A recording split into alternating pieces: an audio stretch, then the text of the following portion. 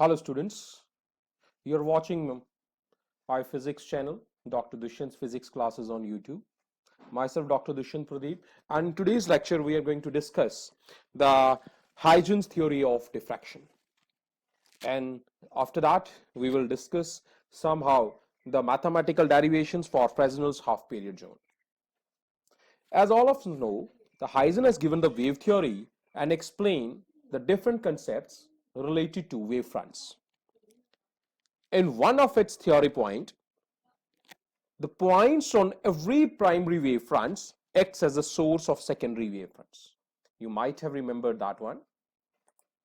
कुछ लेक्चर्स में आपने स्टडी किया होगा और आपने पढ़ा भी है. हाइजन ने अपनी जो डिफ्रैक्शन थ्योरी है उसमें दिया हुआ है कि एवरी पॉइंट, अगर आपके पास कुछ पॉइंट्स हैं, ये मान लीजिए आपके वेवफ्रंट्स के पॉइंट्स हैं यहां पे, इन वेवफ्रंट्स के पॉइंट्स को अगर आप कंसीडर करते हो तो वेवफ्रंट्स के इन पॉइंट्स पे हर पॉइंट जो है वो एक्ट करता है एज अ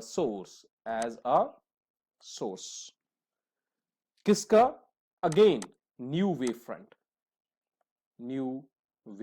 का न्यू वेवफ्रंट बनाता जाता है हर पॉइंट जो प्राइमरी वेवफ्रंट के ऊपर होता है. मींस अगर आपके पास ये सोर्सेज हैं, यहां पे ये जो पॉइंट्स हैं, ये जो आपको डार्क पॉइंट्स मिल रहे हैं, ये प्राइमरी वेवफ्रंट के पॉइंट्स हैं. अब ये प्राइमरी वेवफ्रंट के पॉइंट फिर से सोर्स बन के काम कर रहे हैं किसके लिए? अगले नेक्स्ट सेकेंडरी वेवफ्रंट के लिए. सो प्राइमरी वेवफ्रंट का हर पॉइंट किसके लिए काम करता है? सेकेंडरी फॉर्मेशन के लिए. ये तो आपने जानते हैं, आपने ये पढ़ा हुआ है. नेक्स्ट एक कंसेप्ट में आपको बता दूं, there is a term obliquity. Obliquity क्या है भाई? ऑब्लिक्विटी रेफरेंस है एक पॉइंट का जो इस एंगल को रिप्रेजेंट करता है. किस एंगल को रिप्रेजेंट करता है? ये जो डायरेक्शन ऑफ प्रोपगेशन में और ऑब्जर्वेशन पॉइंट में बन रहा है. ऑब्लिक्विटी क्या एक्सप्लेन करती है? इंटेंसिटी को. किसको एक्सप्लेन करती है? इंटेंसिटी को. कब? ऑब्लिक्विटी के अकॉर्डिंग अगर ये रिप्रेजेंटेशन ऑब्लिक्विटी फैक्टर जो है वो डायरेक्टली प्रोपोर्शनल है 1 प्लस कॉस थीटा के. सो अगर 1 प्लस कॉस थीटा है तो वो कहता है कि अगर थीटा 1 कॉस थीटा 1 हो जाता है तो हमें मैक्सिमम इंटेंसिटी मिलती है. मींस थीटा 1 होने, कॉस थीटा 1 होने के लिए थीटा 0 चाहिए. सो मींस डायरेक्शन ऑफ प्रोपगेशन में हमें मैक्सिमम मिलेगा. बट अगर कॉस थीटा -1 हो जाता है, कॉस थीटा -1 हो जाता है तो हमारी इंटेंसिटी कितनी हो जाएगी? 1 - 1 कितनी हो जाएगी?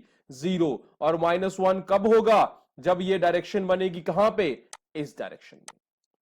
तो कभी भी लाइट की प्रोपगेशनल डायरेक्शन के अपोजिट डायरेक्शन में हमेशा उसकी इंटेंसिटी क्या होगी? 0 होगी. जैसे जैसे थीटा की वैल्यू बढ़ती जाएगी इंटेंसिटी का कंपोनेंट कम होता जाएगा. ये ऑब्लिक्विटी फैक्टर हमें बताता है. ये लेटर ऑन हमें ऑब्लिक्विटी फैक्टर हमारे काम आएगा हमें इन चीजों को समझने के लिए. ये बात समझ आ गई? तो हाइजन और फ्रेस्नेल ने इन्हीं पे काम किया, इन्हीं कंसेप्ट्स पे काम किया और हमें बताया कि फ्रेस्नेल के हाफ पीरियड जोन्स क्या हैं. फ्रेस्नेल के हाफ पीरियड जोन्स क्या हैं? चलिए समझते हैं हाफ पीरियड जोन्स क्या हैं. फ्रेस्नेल ने क्या किया? एक मैथमेटिकल बैकग्राउंड बनाने के लिए. किसका बैकग्राउंड बनाने के लिए? Mathematical background. भाई मैथमेटिकल बैकग्राउंड किसका बनाने के लिए? डिफ्रैक्शन का बैकग्राउंड बनाने के लिए.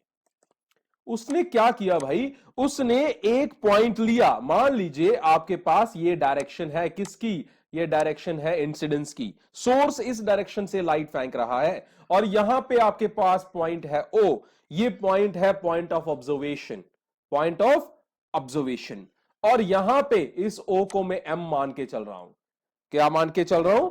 M. इसे मैं चेंज कर रहा हूं. This point is M, then this point O मैं इसलिए ले रहा हूं ताकि आपको O फॉर ऑब्जर्वेशन आपको समझ आ जाए. So M is going to be the centre over here.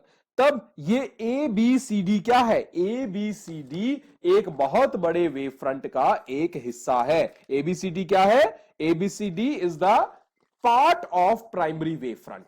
ABCD is the part of primary wavefront. Then what he has done, he has explained the division of this exposed part. उसने क्या किया? ये जो ABCD है इसको divide किया into small half period zones. किसमें divide किया? हाफ पीरियड जोन्स में डिवाइड किया। चलिए, हाफ पीरियड जोन्स है ये जो आपको कंसेंट्रिक सर्कल्स दिखाई दे रहे हैं, लेकिन ये कंसेंट्रिक सर्कल्स उसने बनाए कैसे? चलिए देखते हैं कैसे किया। मैं फिर से आपको समझाने के लिए ये डिवाइड कर रहा हूं, आपको ये समझाने के लिए मैं आपको बता रहा हूं कि हमने एक डायरेक्शन ले ली है। किसकी? ये डायरेक्शन है जो सोर्स से लाइट आ रही है। O is the point of observation here, or here I am going to represent this as your point M. Done. M जो है वो पॉइंट है किसका? इंटरसेक्शन का। किसका? वेवफ्रंट का। और जो लाइन ऑफ ऑब्जर्वेशन है, मींस अगर आप लाइन ऑफ ऑब्जर्वेशन, ये जो लाइन ऑफ ऑब्जर्वेशन है, इसे अगर आप इस वेवफ्रंट के ऊपर कनेक्ट करते हो, इस पॉइंट के ऊपर यहां से परपेंडिकुलर ड्रॉप करते हो, तो M क्या है? पॉइंट ऑफ इंटरसेक्शन है। तब उसने क्या किया? कुछ कंसेंट्रिक सर्कल्स ड्रॉ किए बाय कंसीडरिंग। उसने कहा, एम को कहा भाई इसे मान के चलते हैं पोल। क्या मान के चलते हैं? पोल मान के चलते हैं। तब उसने ये कंसेंट्रिक सर्कल्स बनाए। कैसे बनाए भाई? उसने इस डिस्टेंस को, जिसे हम पी लेके यहां लिख रहे हैं, इसे मान लिया यहां पे। ये वेरिएबल जो था पी, ये क्या था? ओ से एम का डिस्टेंस। अब आपने ओ से एम के डिस्टेंस पी को ऐड कर दिया पहली बारी। पहला सर्कल बनाने के लिए पी में ऐड किया लैम्डा बाय 2। मतलब आपका जो ओ एम वन था, क्या था? ओ एम वन जो था उसके डिस्टेंस कितना था? पी तो ओ एम का डिस्टेंस था, अब आपने उसमें पी में ऐड कर दिया लैम्डा बाय 2। अब लैम्डा बाय 2 का मतलब क्या है? लैम्डा बाय 2 का मतलब है कि पाथ डिफरेंस ऐड हो गया लैम्डा बाय 2। और जैसे ही lambda by 2 path difference add हो गए, तो उसमें फेज डिफरेंस कितना ऐड होगा? भाई फेज डिफरेंस ऐड होगा पाई का।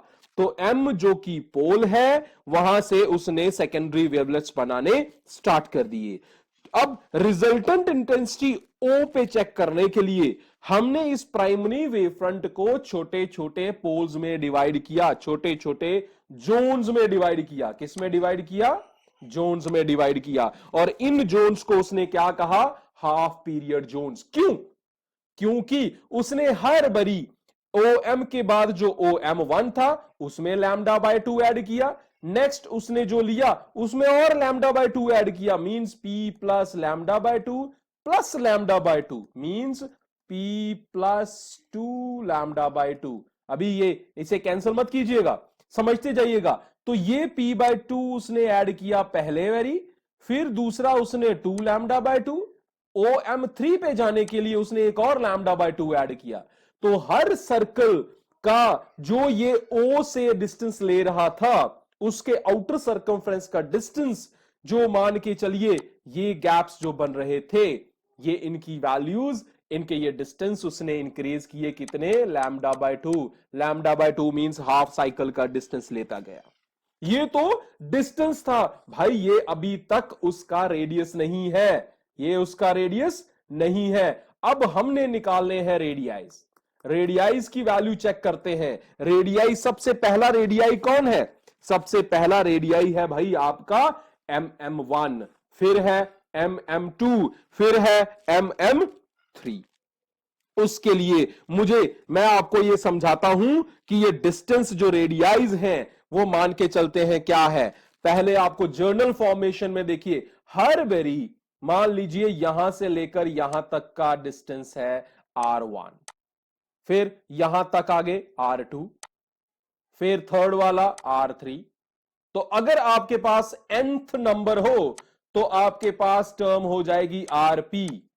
आरपी की वैल्यू किसके बराबर है? ध्यान रखिए, अब ध्यान से देखिएगा। आरपी का जो कंपोनेंट है वो यहां पे इस वैल्यू की, आर की वैल्यू यहां पे ये परपेंडिकुलर की तरह बिहेव कर रहा है। ये बन गया उसका बेस, ये बन गया उसका हाइपोटेन्यूज। यहां परपेंडिकुलर लेके चलिए तो यहां पे क्या बनता जा रहा है? MM1, या जिसे मैं आपको RP बोल रहा हूं। हाइपोटेन्यूज कौन है? ये वाला डिस्टेंस यहां से लेकर आइदर फ्रॉम M1, O से M1 का, M2 का, अगर लास्ट कहीं MP हुआ तो O से लेकर MP तक का डिस्टेंस ये बन गया हाइपोटेन्यूज, इसका स्क्वायर हो गया माइनस बेस तो सबका कॉमन है भाई, बेस क्या है OM का स्क्वायर और इसका हाइपोटेन्यूज। पाइथागोरस समझ आ गई? तो यहां पे हमने ये लगा दिया। अब सबकी वैल्यू यहां पुट कीजिए। RP किसके बराबर हो गया OMP। मान लीजिए आपका गैप डालते चलिए, आपने पहली बारी P में λ1 ऐड किया क्योंकि 1 λ1 था, फिर 2 था, M2 था तो 2 λ2 हो गया, 3 था तो 3 λ/2 हो गया। इसका मतलब है ऐड किस में कर रहे हैं, P में जो हम यहां ऐड कर रहे हैं। आप यहां पे देखिए आपके ये सिमिलर हो गया है आपका कंपोनेंट, तो मैं इसे आपके समझने के लिए ये जो आपके टर्म्स हैं इन टर्म्स को चेंज कर देता हूं, इसे RN ले लीजिए और ज्यादा समझने के लिए, क्लैरिटी के लिए आप ले लीजिए यहां पे भी MN ले लीजिए, यहां पे भी MN ले लीजिए, यहां पे भी MN ले लीजिए, यहां पे भी MN ले लीजिए। तो अब आपके पास यहां पे nth नंबर के लिए हम कर रहे हैं nth number, so we got here n, Rn is equal to अब देखिए x, तो बेस जो आपको यहां पे ले रहे हो P प्लस n λ/2, जितने नंबर आप 1 λ/2, 2 λ/2 अप टू n λ/2, ये किसकी वैल्यू आ गई OMP की, माइनस OM कितना है P, सो P का स्क्वायर आ गया। अब यहां से Rn निकालिए, सो Rn स्क्वायर अगर आप लिख सकते हो तो लिख लीजिए, अदरवाइज सिंपली Rn, अगर स्क्वायर लिखते हो तो रूट हट जाएगा वहां से, तो हम स्क्वायर की जगह Rn ही लिखते हैं। Rn की वैल्यू अब यहां पे बन गया a प्लस बी का whole square, a plus B का whole square, so you got P square plus 2pn λ/2, 2pn λ/2 plus n square lambda square by 4 minus P का स्क्वेयर, और इन सब की पावर कितनी है 1/2, क्योंकि हमारे पास क्या है रूट है भाई, क्या है रूट है। तो इनका रेडियस निकालने के लिए अब आप इसे सॉल्व कर लीजिए, सो you got what P square cut गया, ठीक है, तो आपके पास क्या बच गया 2pn λ/2, 2pn λ/2 बच गया भाई आपके पास, और साथ में आपके पास बच गया है n स्क्वेयर दूसरी टर्म लैम्डा स्क्वेयर बाय 4।